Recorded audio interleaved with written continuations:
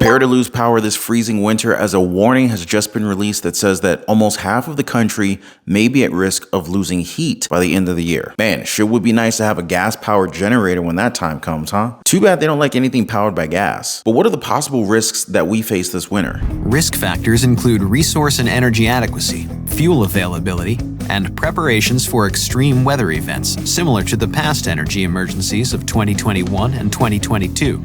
Much of North America is at an elevated risk of insufficient energy supplies this winter and highly exposed to risks of energy emergencies and extreme winter conditions.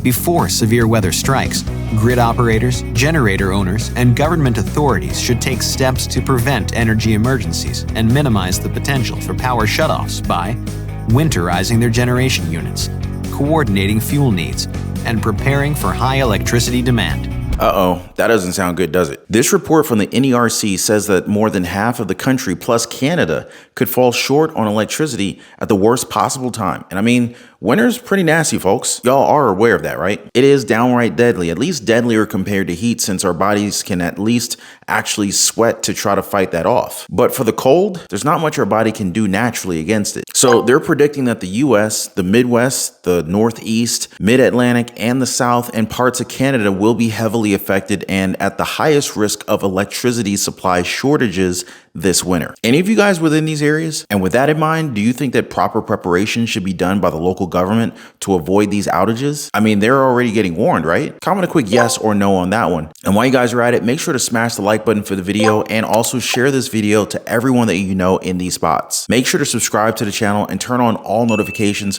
so that you guys stay updated on relevant topics and updates like these. But let's face it, guys, all of us need to know. Appreciate the love, you guys. So moving on, let's go ahead and keep the topic going and let's talk about Plug Power. So you might be like, Ron, what is Plug Power? Well, it's a renewable energy company that specializes in hydrogen and fuel cell energy. And I mean, after hearing that and the struggles that are expected for the power grid, you'd think that this kind of company would make a ton of money given that they're supposed to be reliable, but their shares in the stock market recently slipped by a whopping 30% in pre-market trading in New York. Ouch. The reason for the poor performance? Supply issues with hydrogen. That's right, guys. Although they said that it's probably a transitory issue, but I don't know.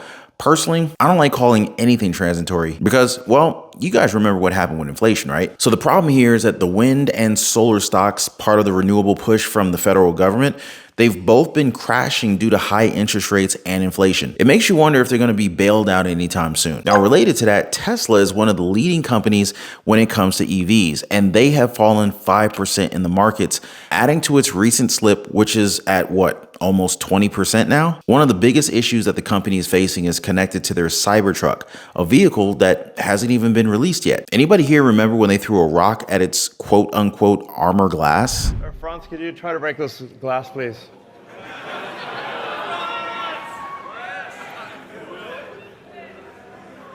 Yeah.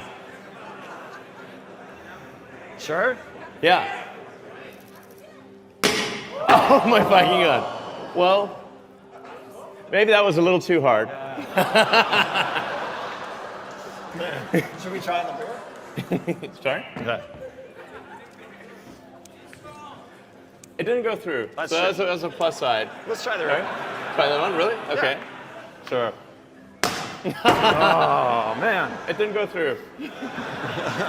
Did anybody get the material on that ball that they used? We should load up our tanks with those things because that guy barely threw it the second time around and it still cracked the glass. Now, I'm not hating on Elon Musk here. I mean, like, the guy gave us free speech on X, Twitter, right? But it's obvious that his Cybertruck, even today, as close as it is to the release, it's still not ready for public consumption. However, and this is what he's saying, all right? He says that the demand is off the charts with more than 1 million potential buyers putting down $100 to reserve this futuristic truck. Did any of you guys get in on this? Did you put $100 down on that truck? And are you looking forward to driving this thing around? And on that note, are any of you excited about the future of technology? Because, you know, there is some stuff out there that kind of makes me rethink if we're going in the right direction. You see, a report has come out that says that China is planning to mass produce human-like robots in 2 years. Now, this reminds me of that one film with Will Smith. You guys remember that one? I think it was like iRobot. Anyway, I'm hoping that this isn't anything like that, but they're saying that these robots are set to revolutionize the way that we live. So here's hoping that it's actually going to be there to help us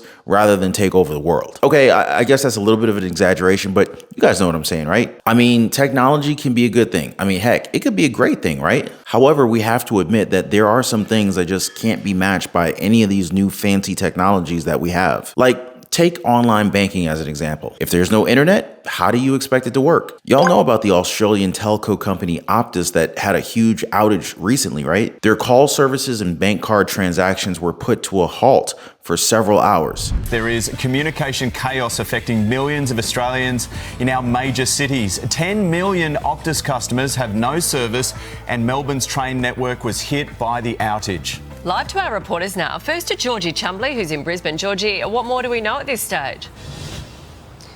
Good morning, Nat. Well, Australians are waking up to what could be Australia's biggest telco outage in living memory. We know that thousands of people have reported online that they have Telstra outages, but as you said before, that number is expected to be in the millions. Reports have been coming in from right across the country, including in Brisbane on the Gold Coast, as well as in Sydney, Melbourne, Hobart, Perth, Adelaide, that people are not able to use their mobile phones to make calls or log on to the internet, as well as use their landline internet services. Every rail line was down just a couple of hours ago for around 2 or 3 hours, but I have actually just received a text message from the head of Metro Trains Media, and I have been told in the last couple of minutes that the trains are now back up and running, but there is going to be major delays because they're only just starting to be able to get them back online. Now, the reason for this huge shutdown and this huge failure this morning is because of a communications outage. Now, it's been explained to me that this communication outage means that the train drivers weren't able to speak to one another, they weren't able to speak to their depots,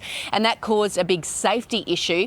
Their backup communications is with Optus. Now, this was not good news for businesses, especially those who needed a connection in order to get their payments processed. Which brings me to a very important point. If this outage caused this much ruckus, imagine what would happen to a society that's just completely cashless. Can you see the chaos that will come from it? Because I can. It's also why many of us don't quite understand why they want to push so much for a cashless society when they can't even keep up the lines of communications functioning at 100% 24/7. But hey, technology isn't that bad, you know? It's about finding the balance between old school and new school, which leads me to close things up with some good news when it comes to new technology. So this guy from Canada had his BMW stolen. It was early in the morning and he was wondering like, dude, where's my car? So some thieves took it from his driveway, and after the panic had passed, he remembered that he placed an AirTag in the vehicle 6 months prior. You know those things from Apple, right?